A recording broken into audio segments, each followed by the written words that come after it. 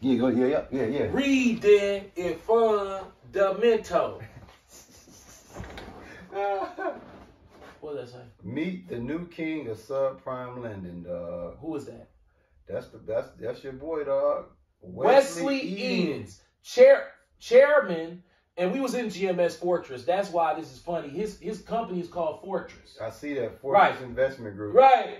Wow. Yeah, I forgot to tell you about that. Yeah, we know about that Fortress shit. See that? Right. Damn, so meet the new king of subprime lending, Fortress Investments. Wesley Edens turns $124 million into $3.5 billion. It's not a bad thing, right? Do you know how subprime lending works? Do we need to explain it to you? Well, this is how it works. You go to a regular bank, right? And your credit sucks, but they give you a loan anyway because they gonna sell it. Right. The reason they gonna sell it is they gonna make some money up front. They gonna sell it cheap. They gonna make some money up front and run off. The person who buys that loan, fucked. They're not necessarily. Remember, they gonna get it on the back end. They trying to get it on the back end. Yeah. So that's how you get the house. Now, if you lose the house will go back to the bank. So it's a win-win. It's a win-win for the bank. You got to die at some point. The whole system is usury, but subprime lending is, especially sinister. Now look at how you look at the show you people. This is the owner of the Bucks, but it's not the only owner of the Bucks. He's one of them. He's the major owner. You have Mark Lasry, who's a Jew, and his son running for the Senate. Facts. Yeah. They're friends and countrymen with Yusef Barada, and the cliche about Yusef Barada, we really can't call him a slumlord. Right. He's slum guy. Right. See, this is why he's a slum guy. Facts. Because he know how to jag with the left and the right. He's ambidextrous. Right. Look. Right. He go to the ghetto. And then put more money into the building than the building worth. Just so he can jag on it. Absolutely. That's a cold strategy, bro. I'm not a slumlord. It's like, damn, he ain't. See, I told you. But then you own all of them, though. Shut up. See, don't worry about that. Right. I ain't a slumlord. And guess what? You got to back off of you. Yep. That's a cold ass lick. How bro, you compete with that, bro? You dog.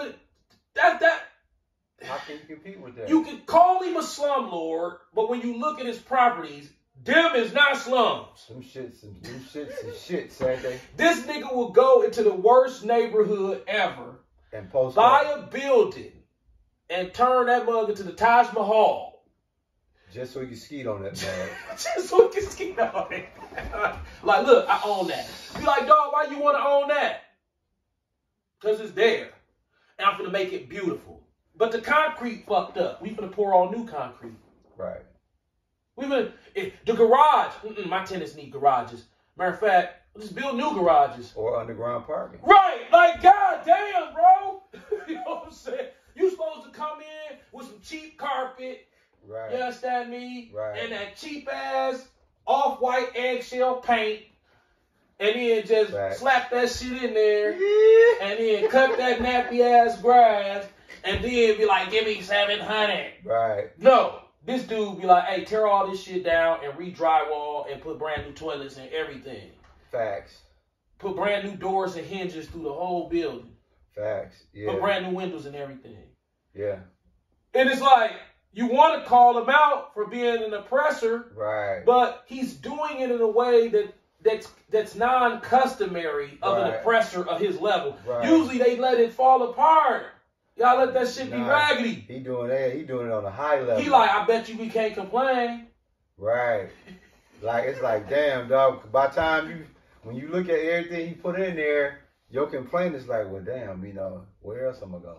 Bro, dog, you ever seen the concrete around dude cribs? All of his buildings. Dog, that shit beautiful, lady. Dog, you go to the slummiest neighborhood. And if it's a Barada property over there, man, that concrete like ice skate. Right. And you just like, bro, he's a Jew. Facts. He got a big ass Jewish star in one of his property's yards, and his excuse is, "Oh, I bought this building from the Jews." Right? Yeah, from your cousin. Right? You bought it from Mark Lazary ass. Absolutely. And you know they do buy houses here. Dude, my landlord at the shop was Jewish twice. Whoa. My next door neighbors who own the bakery, they was Jewish too. They own buildings. They geek niggas up to make you think you're somebody. And then you say, man, he got his own apartment. This how they teach your mama to do. You hear so many black women say this. He got his own place. And then you say, where he live at? He live in a Jewish apartment building. What a joke. His mom geeked on it too. Right. Geeked on it. Right. Yeah, he had to get up out my house. Right. Yeah. He was better off staying home. He up in the Jewish man apartment building. And you like, he doing good. Getting oppressed. A nigga like me, who was told by Maylee Crenshaw. Oh yeah, facts. In 2000, Joey, do not open no shop. It's a scam. They gonna scam you out of all your money. She was doing hair out of her basement. She had every accolade that you can have in the barber and cosmetology industry. Absolutely. And she was doing hair out of her house on 28th and Haddon. She's still doing it, ain't she? Yeah. So she said, Joey, get you some clients and do it at home. Trust me. I looked at her like, that's what you do. I gets out here. Right. Then I end up renting from Jews. Yep.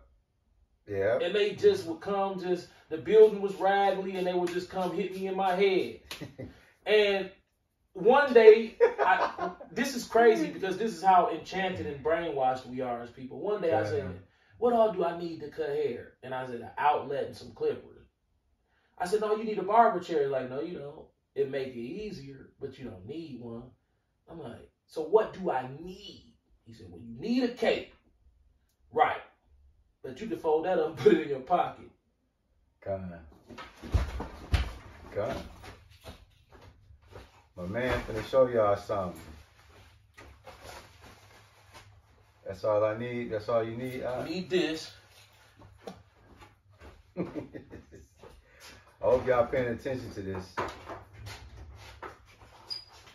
All he needs to get open and running, y'all ain't gonna believe what all it took. But he was caught up in a whole I'm gonna show you what you need. Grand scheme of things. I'm gonna show you what you need to beat Esau's system. I'm gonna show you. All you barbers that be trolling the channel, or if you know any barbers, any of you brothers out here, or any of you sisters that take your sons to get their hair cut, this is for your barbers and aspiring barbers.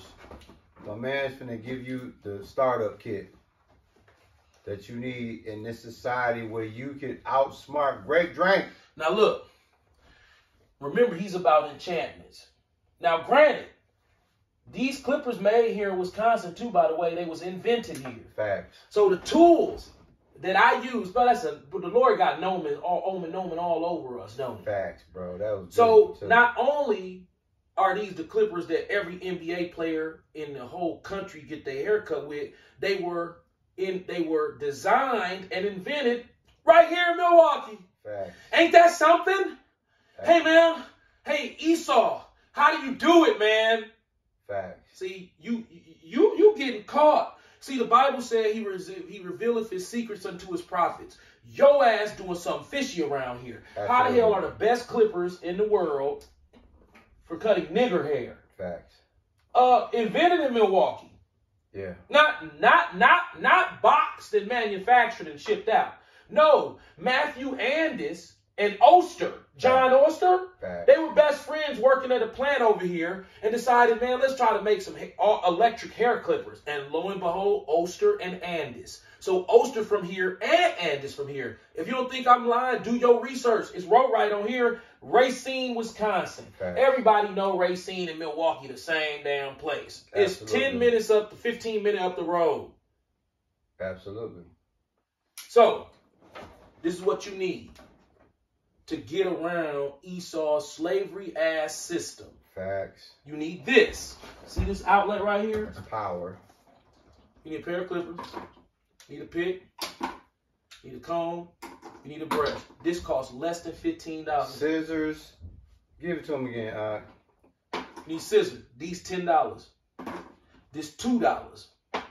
This like 59 cents. And this like $2. This less than $15. You need a cape. This cape $10. We had 25. That's $25. You need a pair of at least these. You don't even need these.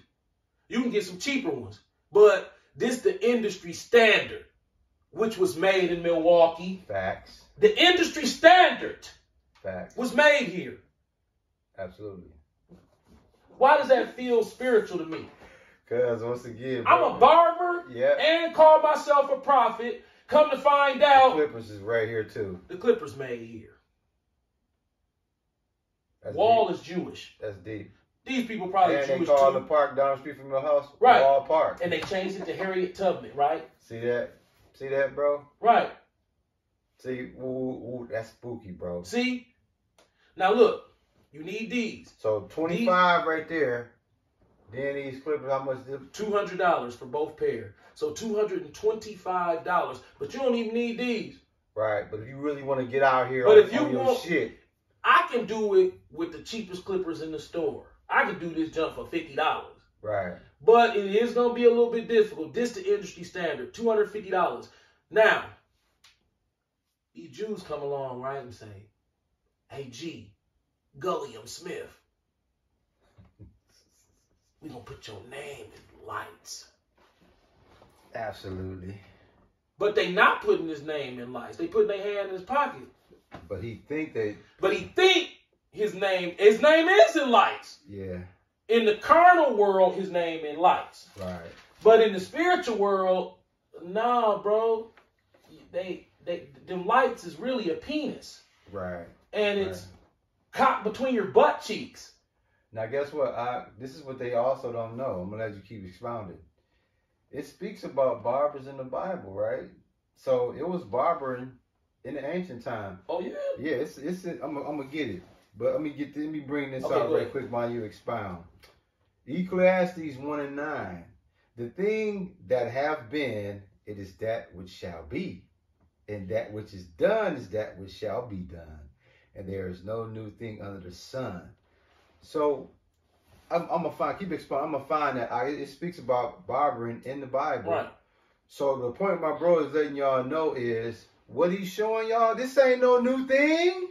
It's just new to y'all if y'all been brainwashed under grapes drinks system. Right. So Jews handed over the barbershops to the blacks. Ooh, that's heavy, bro. A lot of people don't know that. That's heavy.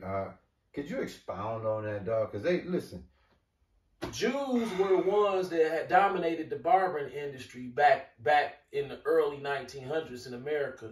So as the neighborhood started to become more integrated, those barbershops would still be intact and then get sold off to black barbers, and we would just come in and utilize their old setup. You know what I'm saying? Yeah. So I think a lot of the barbershops here in Milwaukee was like that. Bro, we used them. We used them after they used them, but see, they still own the building.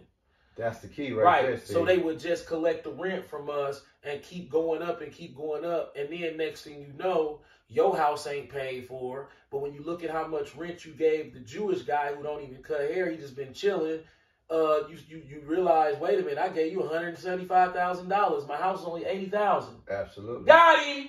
Got him, bro. You could have been cutting hair at your basement. What do white people do when they cut hair? Now, the state board changed everything to where you can cut out your house. That was for white people's benefit. Why?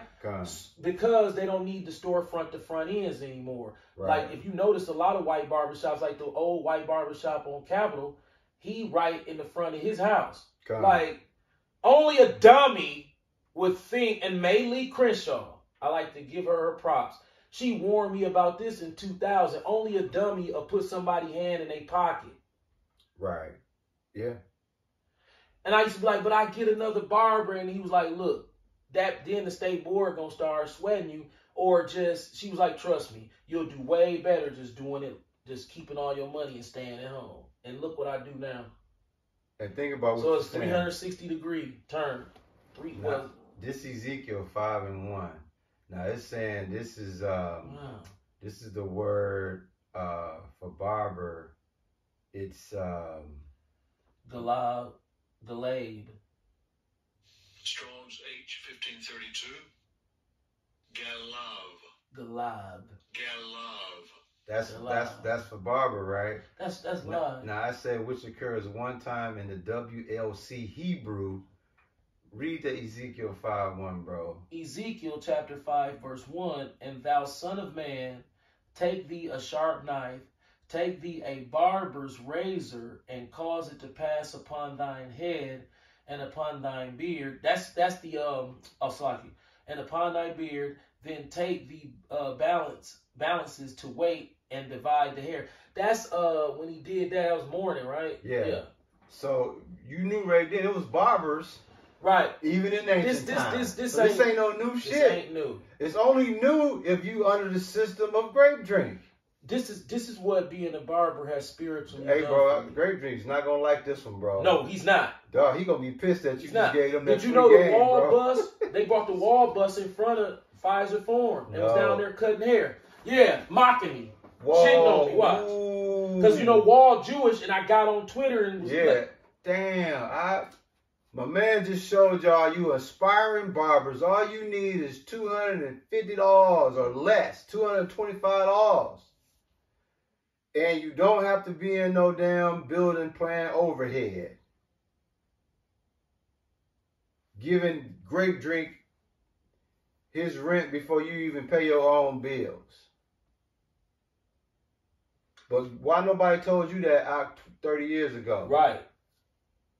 Well, eventually your girl came along and put you on game, but why nobody ain't putting our youngsters up on that today? Right. You know what I'm saying? Wall Clipper Corporation to host mobile barbershop on the plaza. Oh, they mocked you. At Pfizer Forum today from 2:30 to 6:30. They got on your ass. Right. Man. That was November 17th. 17th. 2 days before They my did dad it died. again. Whoa. That's 2 days before my dad died. November 19th. Yep. November 19th. See, they did it again. But see, they did it again right here. This is the one I was talking about. But see, the Lord put That us was on recent. That Yeah, that was right. recent. This one was March 29th. Mobile barbershop offering grooming for good cause at the Bucks game. See? They was out front. This the dude right here. That's the bus, bro. That's a trailer that they got. They had it right at the front door of Pfizer Forum. I'm like, whoa. Damn. I'm like, that's strange. That's super mockery, dog. Right. That was a nigger joke, like, bro. yeah, we know you about that cutting hair and shit. Like, fuck that, y'all. So like we just telling y'all, my bro just read y'all the Ezekiel 5:1. Ain't nothing new under the sun, man. What my bro just demonstrated to y'all, this barbering been going on a long time, man. And my bro just showed you what all you need. You young brothers out there, you ain't got to worry about none of that. Really, all you got to do is put yourself in a position to, you go get that and you just keep working your craft. Eventually, you're going to be cold at it. Repetition, repetition, repetition, repetition. And you'll be cold at it. And you don't need no paperwork when you're doing it out your house. You don't need no paperwork doing it out your house. Nope. $225, man. If you want to stop selling dope, you young hustlers, and you want to legitimize your craft, go invest that $20,000 that you just made this month from hustling. Take $225 of that. That's your startup kit. You ain't gotta take no more penitentiary chances. You got a legit hustle, and my man been surgical with them things for 30+ years. My point is, Jews responsible for this stuff. Great drink. Yeah, Facts. they responsible for everything that's got. If it's some money to be made, and to be basically Milorganite, right? You know what Milorganite is, right? It's a fertilizer.